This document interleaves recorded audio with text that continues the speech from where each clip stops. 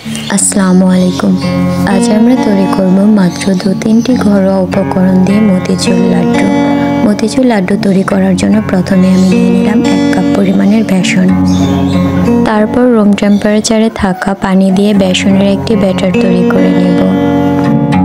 মতিচুর লাড্ডু বানানোর জন্য বেসনের ঘনত্বটি ঠিক এরকম হতে হবে, যা বেশি ঘন হবে না আবার বেশি পাতলাও হবে না। ব্যাটারটি তৈরি করে নেওয়ার পর চুলায় একটি প্যানে 600 ml পরিমাণ খাবার তেল গরম করতে দিয়ে দিব। এপাশে সামান্য একটু ব্যাটার আমি দিয়ে দিচ্ছি 2-1 ফোঁটা ফুড অরেঞ্জ কালার। এটি একদম অপশনাল, ইচ্ছে করলে স্কিপ করতে পারো। তেল গরম হয়ে যাবার পর এবার একটি ঝুড়ির সাহায্যে আমি মিহিদানাগুলো তৈরি করে নেব। আমার কাছে ছাঁকনি না থাকার কারণে আমি ঝুড়ির ব্যবহার করেছি।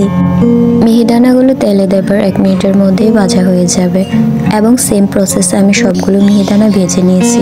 এবার একটি পাত্রে 1 কাপ চিনির সাথে 1/2 কাপ পানি দিয়ে ভালোভাবে মিশিয়ে নেব। চিনি আর পানি একসাথে মিশে গেলে এর সাথে 2টো তেজপাতা ও 2টো এলাচ সাথে খোসাসহ 1 পিস লেবুর রস দিয়ে 3 মিনিট জাল করে নেব। 3 মিনিট হয়ে গেলে এখানে দিয়ে দিব আগে থেকে তৈরি করা মিহিদানাগুলো। চিনির শিরার সাথে মিহিদানাগুলো ভালোভাবে মিশিয়ে নিয়ে 1 ঘন্টার জন্য আমি রেস্টে রেখে দেব। 1 ঘন্টা পর মিহিদানাগুলো আমি একটি বাটিতে নিয়ে নিব, সাথে 4টা কাজু বাদাম কুচি করে দিয়ে দেব।